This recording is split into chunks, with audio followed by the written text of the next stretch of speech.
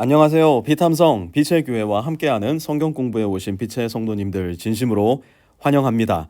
오늘부터 우리는 욥기 책을 함께 공부하게 될 텐데요. 아마 적어도 3달 정도 욥기를 함께 공부하지 않을까 싶은 생각이 듭니다.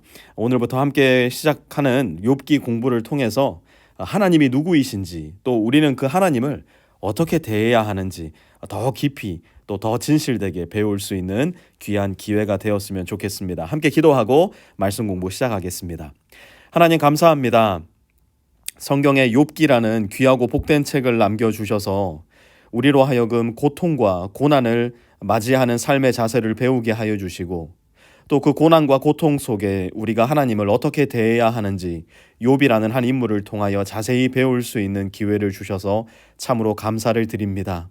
오늘도 우리를 시시때때로 찾아오는 고통 속에, 고난 속에 이 욥기의 말씀을 잘 배움으로 말미암아 하나님을 바라보는 올바른 시선, 올바른 시각을 놓치지 않는 빛의 성도들 되게 하여 주시고, 그러므로 말미암아 욥과 같이 하나님 앞에 경건한 모습으로 하나님을 경외하며 서 있는 복되고 아름다운 주의 자녀들 다 될 수 있도록 하나님 은총 베풀어 주시옵소서. 예수님의 이름으로 기도드렸습니다. 아멘.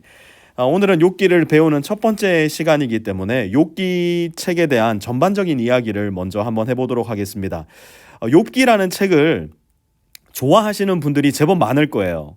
그런데 욥기 책을 왜 좋아하시느냐 물어보면 죄송스럽지만 엉뚱한 이야기를 하시는 분들 제법 많습니다.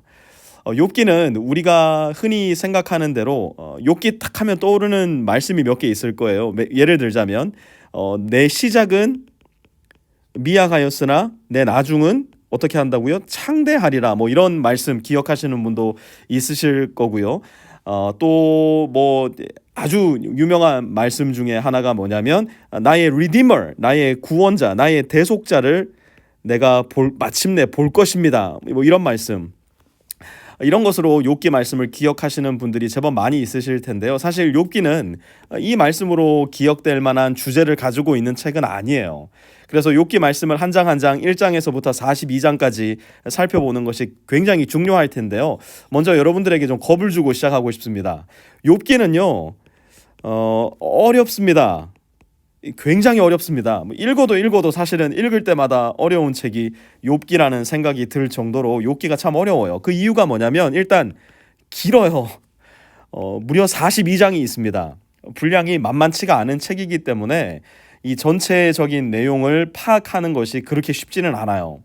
두 번째 욥기가 어려운 이유가 뭐냐면 이 책의 거의 대부분의 내용이 시입니다. 시.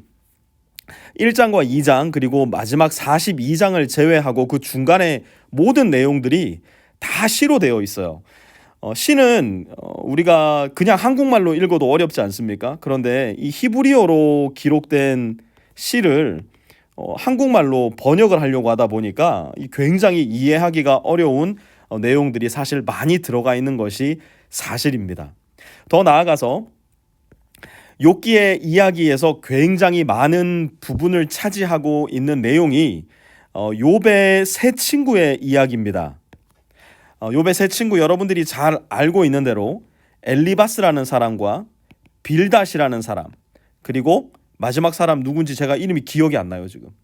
소발, 그죠? 엘리바스, 빌닷, 소발이라는 이 세 친구의 이야기를 들어보면요 어떤 생각이 들어요? 엘리바스 이야기 들으면 엘리바스 이야기가 맞는 것 같아. 빌닷 이야기를 들어보면 he's right. 소발 이야기를 들어보면 소발 이야기도 right. 다 맞는 것 같은 거예요. 그러니까 이 이야기가 자꾸 어려워지는 겁니다. 사실 욥의 세 친구들은 마지막에 가서 보면 하나님으로부터 굉장히 큰 꾸중과 질책을 듣거든요. 그럼에도 불구하고 이 세 친구들이 하는 이야기 들어보면 다 맞는 것 같단 말이죠. 그러다 보니까 이 욥기의 내용이 어려운 겁니다. 마지막으로 욥기가 가장 어려운 이유가 뭐냐면 바로 이 고통의 문제 때문에 그래요. 이것을 신학적인 용어로는 신정론이라고 부르는데요. 여러분, 욥이 왜 고통을 당합니까? 아무 이유 없이 고통을 당합니다. 욥이 무엇을 잘못했기 때문에 징계로서, 징벌로서 하나님께 벌을 받는 것이 아니었어요.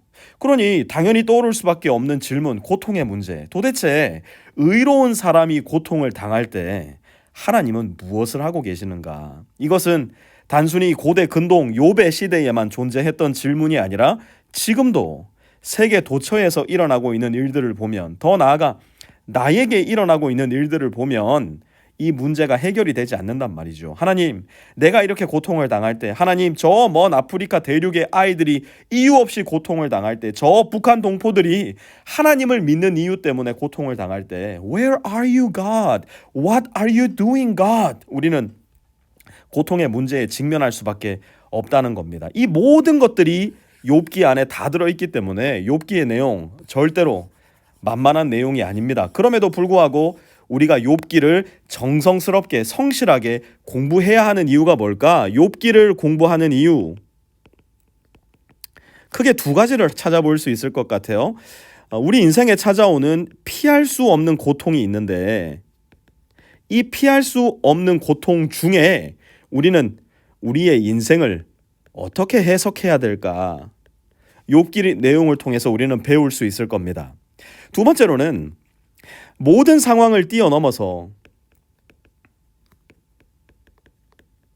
우리의 고통과 고난, 환난을 뛰어넘어서 영광 받으시고 예배 받으시기에 합당하신 하나님을 우리는 욥기의 내용을 통해서 배우게 됩니다. 한 가지 더 추가를 하자면, 나는 그 하나님을 믿고 예배하고 있는가?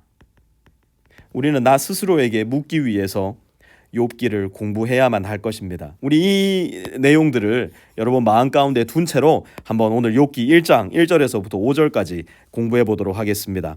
1절부터 함께 보도록 하죠. 우스라는 곳에 욥이라는 사람이 살고 있었다. 그는 흠이 없고 정직하였으며 하나님을 경외하며 악을 멀리 하는 사람이었다. 보니까 흠없는 사람, 정직한 사람, 하나님을 경외하고 악을 멀리하는 사람이라는 최고의 찬사가 욥이라는 사람을 향해 있습니다. 그러니 이 사람에게는 어떤 일이 일어나냐? 2절 보니까요. 그에게는 아들 7과 딸 3이 있고, 여러분 이제는 뭐 많이 들으셔서 아시죠? 유대인들에게 7이라는 숫자는 완전수입니다. 우리에게도 럭키 7이지 않습니까? 근데 유대인들에게는 이 7이라는 숫자는 완전한 숫자였고요. 3이라는 숫자는, 3이라는 숫자는 꽉 찬 숫자였습니다.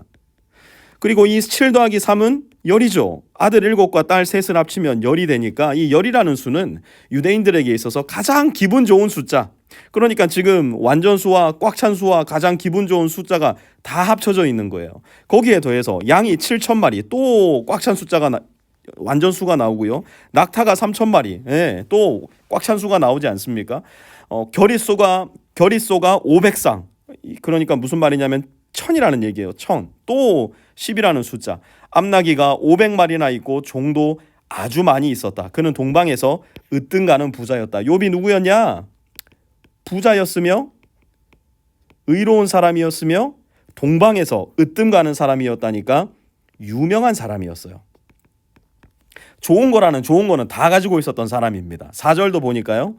그의 아들들은 저마다 생일이 되면 돌아가면서 저희 집에서 잔치를 베풀고 새 누이들도 오라고 해서 함께 음식을 먹곤 하였다. 아들과 딸이 얼마나 오손도손하게 사는지 몰라요. 사실 고대 근동 지역에서 여인들의 지위는 한없이 낮았기 때문에 아들들의 잔치에 끼지 못하는 경우가 굉장히 많았습니다.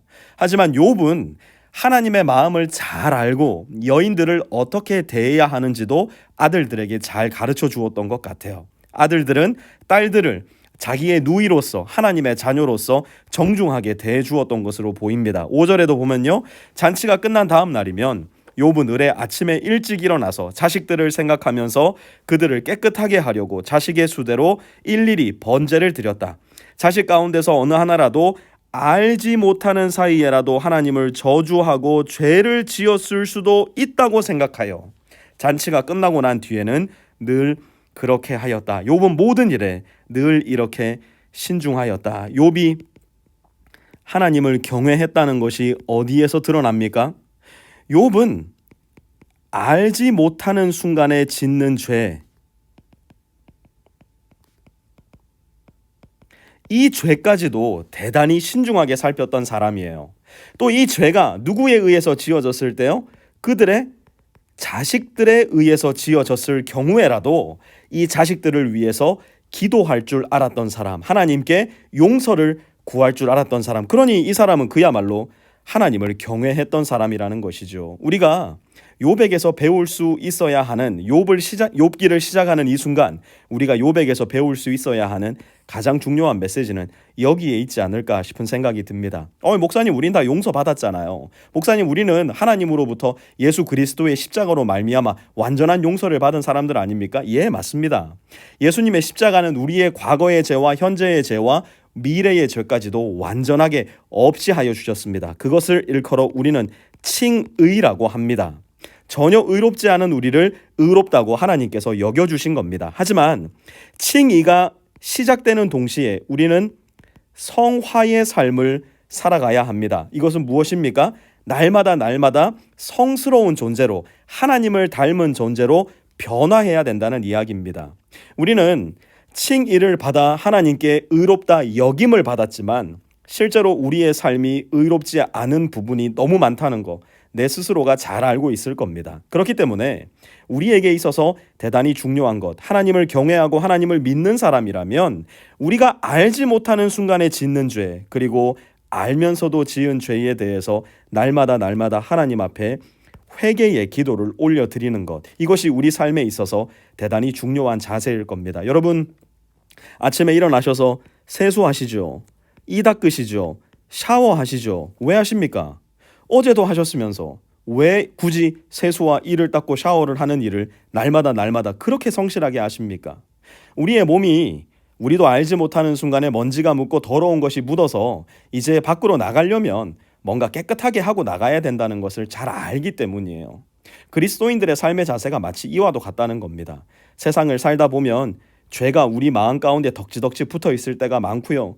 죄악의 여러 가지 흔적들이 우리의 손과 발을 통해서 행해질 때가 굉장히 많고요. 우리의 마음 가운데 우리의 정욕과 음란과 욕심과 사치와 시기와 질투가 묻어 있을 때가 너무나도 많다는 겁니다. 그것을 우리가 날마다 닦아내는 방법, 우리 주 예수 그리스도의 보혈의 피를 의지해서 하나님 앞에 회개함으로 나아가는 것, 오늘도 나를 용서해 주시고 나에게 긍휼을 베풀어 주십시오. 하나님을 경외하는 마음으로 기도하는 것, 그것이 바로 우리가 하나님께 나아갈 때 가지고 있어야 할 하나님을 경외하며 악을 멀리하는 마음일 것입니다. 욥의 삶을 통해서, 욥의 예배를 통해서 오늘 본문 속에 그것을 잘 배움으로 말미암아 날마다 욥과 같은 마음 잘 간직할 수 있는 우리 모든 빛의 성도님들과 제가 될 수 있기를 우리 주님의 이름으로 부탁드립니다. 하나님, 고맙습니다. 욥기의 말씀을 공부하기 시작하면서 이 욥을 통해서 어떻게 하나님을 예배해야 되는지, 또 어떻게 내 인생에 찾아오는 고통을 해석해야 하는지, 또 어느 순간에도 우리는 하나님을 예배하는 사람임을 잊지 않음을 어떻게 배울 수 있는지 이 욥기를 통해서 우리 마음 가운데 잘 간직하게 하여 주시고, 그러므로 말미암아 모든 순간을 뛰어넘어 예배 받으시고 영광 받으시기에 합당하신 하나님의 모습을 놓치지 않을 수 있는 우리 모든 빛의 성도들 될 수 있도록 주님 은혜 베풀어 주시옵소서. 예수님의 이름으로 기도드렸습니다. 아멘.